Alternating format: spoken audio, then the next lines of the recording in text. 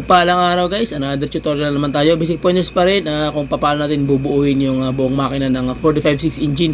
So samahan nyo ako sa basic pointers tutorials kung ano yung mga step by step na gagawin at paano natin bubuuin isa-isa. Although hindi mo natin ma-videohan yung lahat ng mga gagawin, mahalaga makuha nyo na kung paano natin tinira guys, panalo na. Okay, so tara, samahan nyo ako. Let's start, let's go it. Pasok.